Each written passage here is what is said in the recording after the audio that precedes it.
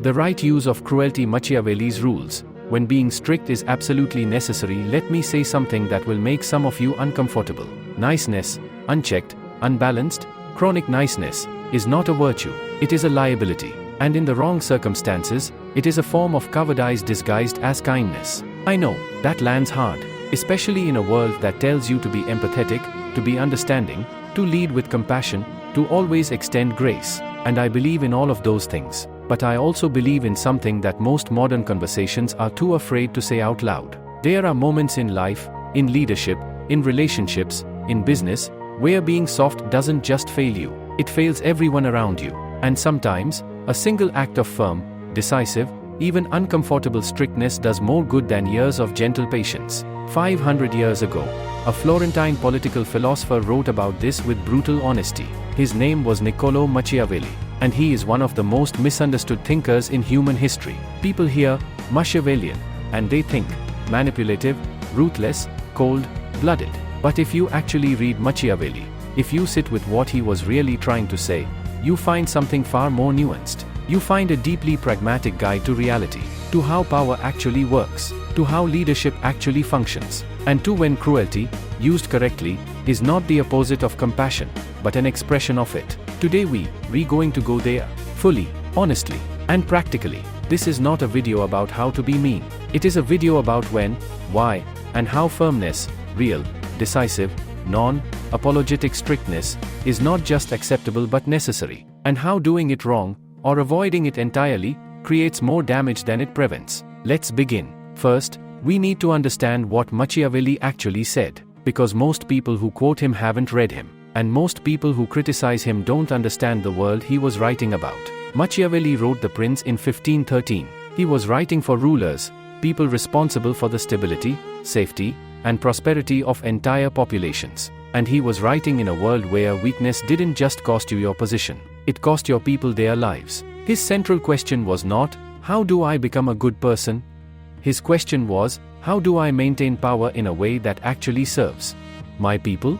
And his answer was ruthlessly practical. Sometimes the kindest long-term choice requires the cruelest short-term act. His most famous statement on this subject goes something like this: it is better to be feared than loved, if you cannot be both. But he immediately followed that with a crucial condition: you must avoid being hated. This nuance is everything, and almost everyone misses it. Machiavelli was not endorsing random cruelty. He was not advocating for tyranny. He was drawing a precise distinction between cruelty that is well used and cruelty that is badly used. Well used cruelty, in his framework, is swift, decisive, purposeful, and finite. It is done once, fully, to solve a specific problem, and then it stops, and it creates stability. Badly used cruelty is repeated, escalating, personal, and unpredictable. It is done repeatedly, partially, out of fear or ego, and it creates resentment. And resentment, he said, is the one thing that will always eventually destroy you. This distinction between cruelty that solves and cruelty that poisons is the spine of everything we're going to discuss today. Now let me bring this out of 16th century Florence and into your actual life, because you are dealing with versions of these questions right now. You may not be a prince governing a city, state, but you are navigating situations where this principle directly applies. You have an employee who is consistently underperforming and bringing down the entire team. We had gentle conversations. We given second chances. We been patient, and nothing has changed. You have a boundary in a relationship, personal or professional, that keeps getting crossed. We hinted. We asked nicely. We explained your perspective, and you keep being ignored. You are in a leadership position where a decision needs to be made, a hard one that will upset some people, and you keep delaying it because you don't want to be the bad guy. You are in a negotiation where the other side is taking advantage of your reasonableness. Every concession you make is met not with reciprocity, but with another demand. In every one of these situations, the same dynamic is at play. Your restraint, your patience, your niceness, your hesitation, is being read not as virtue, it is being read as weakness. And weakness invites more of exactly what you're trying to stop. Machiavelli saw this clearly. When people perceive that there are no real consequences, they test the boundaries.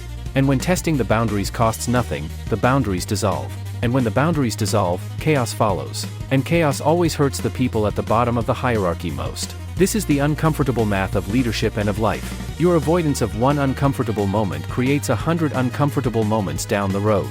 Let me give you Machiavelli's first rule on this subject. Rule 1. Cruelty that is necessary should be done all at once. This is perhaps the most practically important insight in all of The Prince, and it applies to almost every domain of modern life. Machiavelli wrote that injuries should be inflicted all at once, so that their bitterness being tasted less, they will cause less resentment. Benefits, on the other hand, should be given out gradually. Think about what he's describing. If you need to fire someone, fire them cleanly, completely, and once. Don't put them on a 3-month performance improvement plan that everyone knows is theater. Don't have 6 difficult conversations over 4 months, each one more uncomfortable than the last. Don't string someone along in professional purgatory while they sense what's coming and dread it every day. Make the call, have the conversation, end it cleanly, and then support them in moving forward. The drawn-out version feels kinder to you, because it delays your discomfort, but it is actually far crueler to them. You are extending the suffering. You are making the wound last longer. You are, in Machiavelli's terms, badly using cruelty by spreading it out.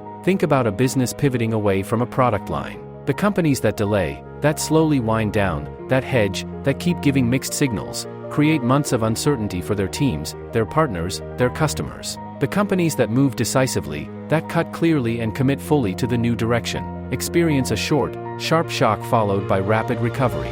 Think about a relationship where something needs to end. The prolonged, ambiguous fade out that drags on for months is not kindness. It is self-protection dressed as compassion.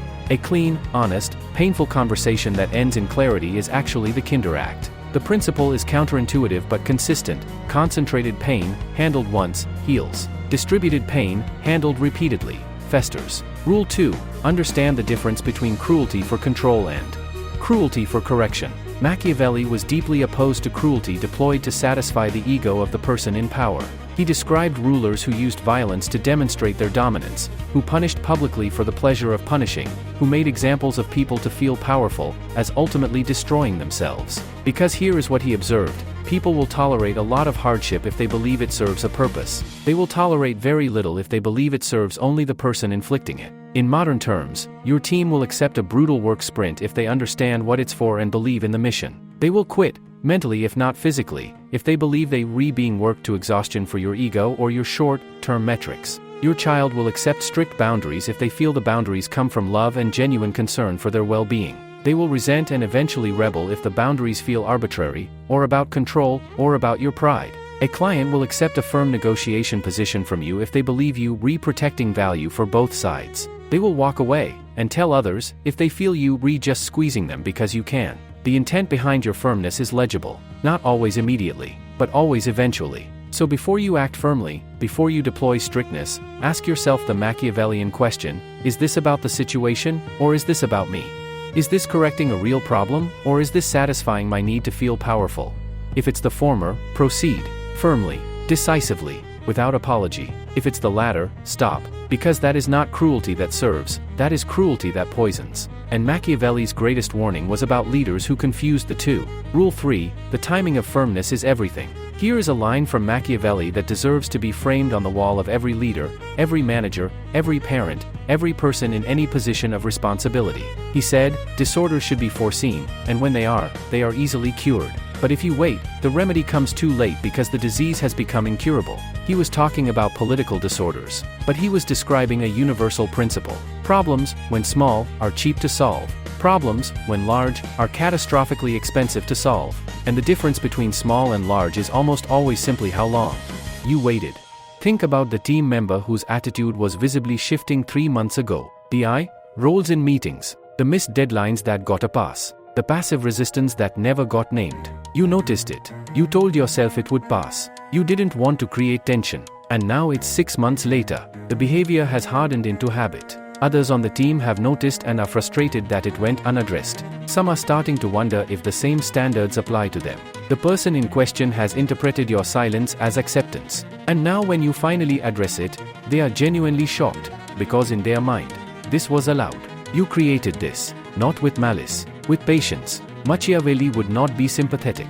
He would say, you saw the disorder, you had the remedy, you chose comfort over responsibility, and now the cost is 10 times higher. The single most common leadership failure in every organization, in every family, in every relationship, is not cruelty. It is delayed response to a problem that was visible long before it became a crisis. Addressing problems early, when they are small, is an act of mercy for everyone involved. It is the hardest kind of mercy, because it requires you to be uncomfortable before the situation forces you to be. But it is mercy nonetheless. Rule 4. Be feared, but never hated. And understand the difference. This is Machiavelli's most famous distinction, and it is also his most misapplied. Being feared means people know there are real consequences for certain behaviors. It means your standards are credible, not just stated, but enforced. It means when you say something matters to you, your history proves that it does. Being hated means people believe you do not care about their interests. It means they experience your power as arbitrary, personal, and directed against them rather than toward a shared purpose. Fear, in Machiavelli's framework, is not about terror. It is about predictability. A leader who is predictably firm, who consistently enforces clear standards with clear consequences, is feared in the productive sense. People know what to expect. The rules are real. And paradoxically, this creates safety. Because the alternative, a leader whose standards shift, who punishes inconsistently, who sometimes overlooks and sometimes explodes, that is genuinely terrifying. Because it is unpredictable. Hatred comes when firmness feels personal. When it feels like it's about you, your ego, your preferences, your need to win, rather than about the work or the standards. So the practical guide here is simple. Be firm about principles. Be flexible about people. Enforce the standard ruthlessly. Apply it consistently, across the board, regardless of who is involved. And do it without making it a personal attack on the individual who fell short. This standard was not met, and here are the consequences, is feared in the productive sense. You always do this and I am sick of it, is the beginning of hatred. One addresses a behavior. One attacks a person. Learn to see the difference and stay on the right side of it. Rule 5. Your mercy can be your greatest cruelty. This is the hardest rule to accept, and I want to take some time with it. Machiavelli gave a famous example in The Prince, one that has been debated and studied for centuries. He described a leader named Cesare Borgia, ruthless by reputation, feared by many, and he compared him to the rulers of Florence, who were known for their leniency and their mercy. And his conclusion was striking. He said Borgia's apparent cruelty created order, peace, and unity in the territories he governed.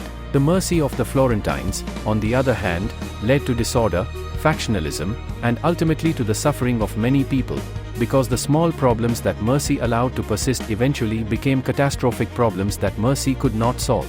His conclusion: Borgia was more truly compassionate than those who, to avoid the reputation of cruelty, allowed disorders to continue and give rise to murders and robberies. Think about this carefully. Think about what it means in your life. The parent who never enforces consequences, because they want to be loved, because they can't bear to see their child unhappy, is not being kind. They are raising a person who does not know how to handle consequences. And the world will teach that lesson eventually, far more brutally than any parent would have.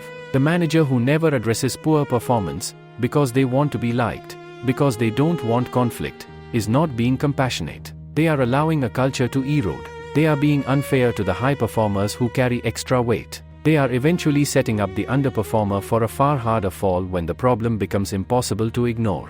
The leader who avoids making a necessary but painful decision, restructuring, changing direction, ending something that isn't working, because they don't want to upset anyone, is not being merciful. They are delaying a reckoning while it grows larger.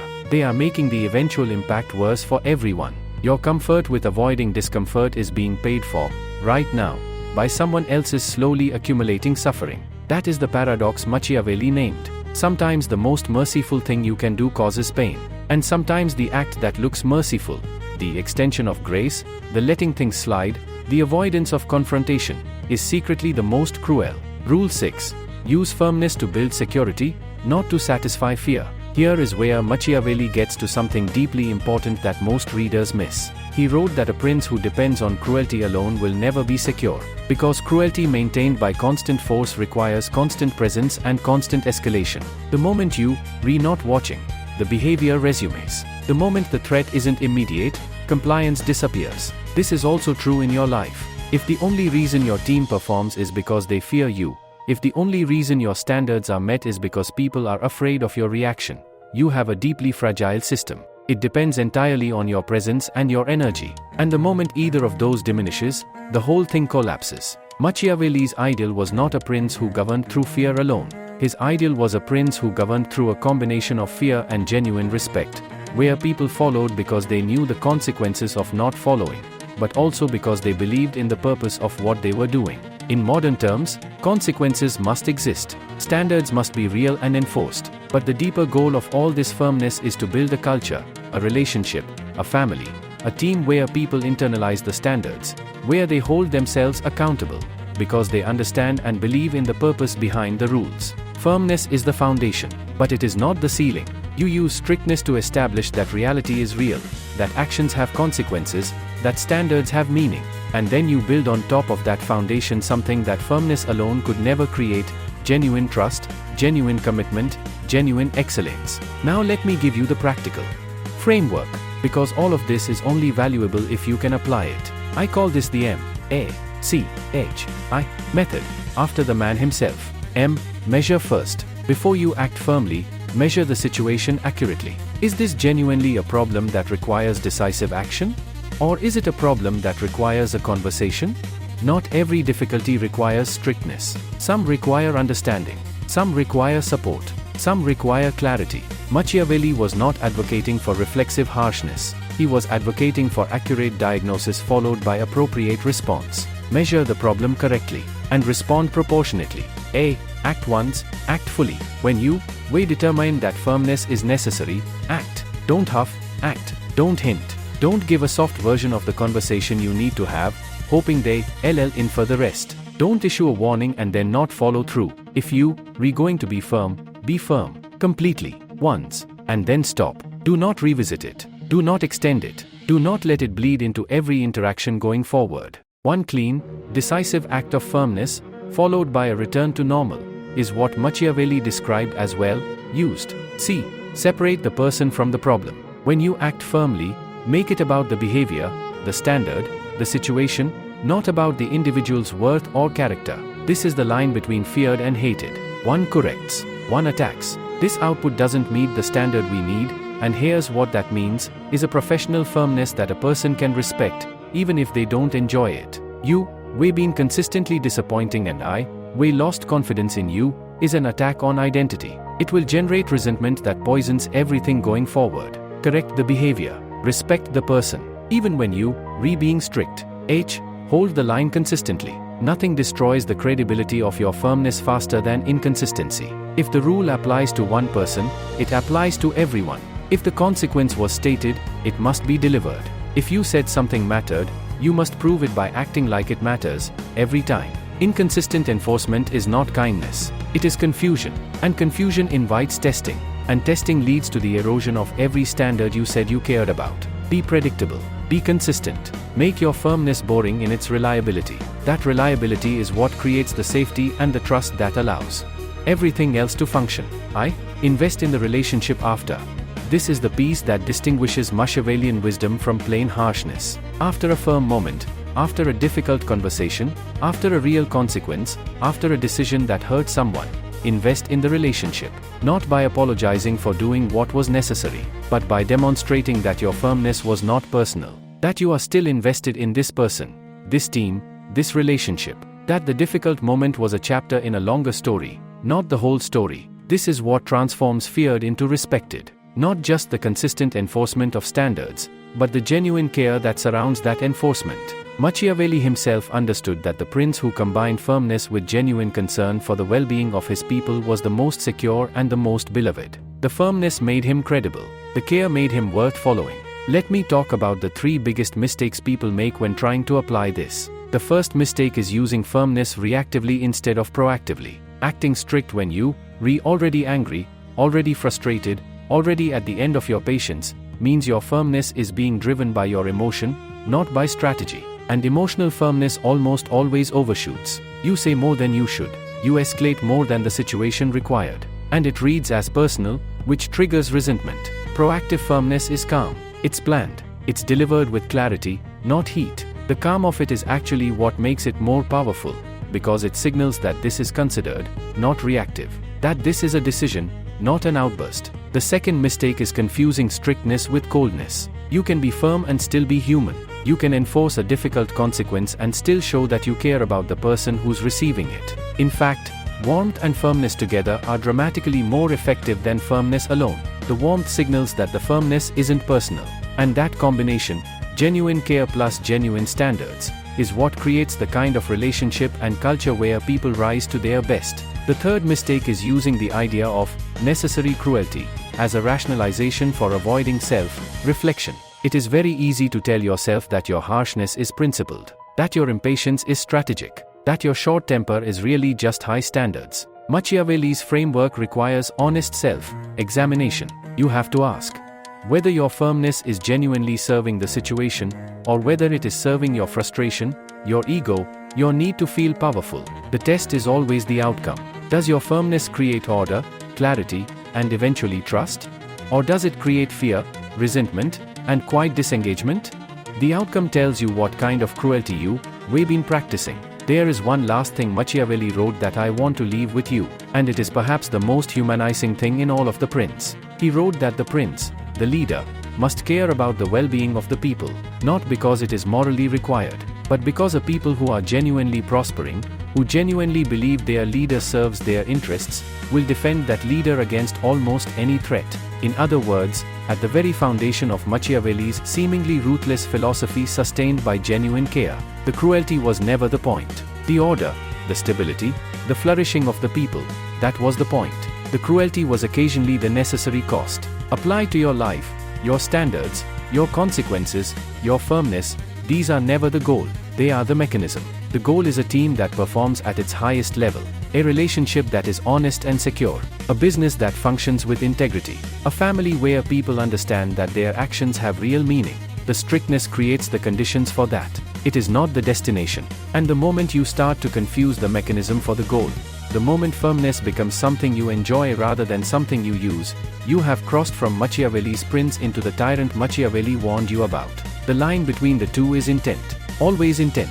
So let's bring this home. You have been told your whole life to be kind, to be understanding, to extend grace, to see the best in people, to give second chances, to lead with empathy.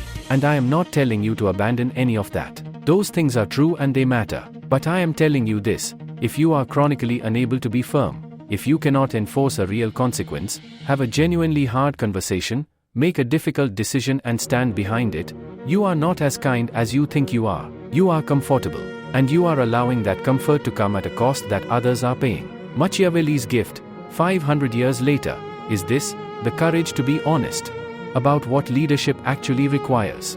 The wisdom to see that a single painful moment, handled decisively, is more merciful than years of slow, comfortable deterioration. Be kind, be empathetic, be patient. And also, when the situation demands it, be firm, be decisive, be clear. Be willing to be the person who does what is necessary even when it is uncomfortable. Because that combination, genuine warmth and genuine standards, is the rarest and most powerful form of leadership in any domain of human life. Not cruelty for its own sake, never that, but the willingness, when the moment calls for it, to do the hard thing, fully, cleanly, once, and then return to kindness. That is what Machiavelli was actually saying. And 500 years later, it is still the truth.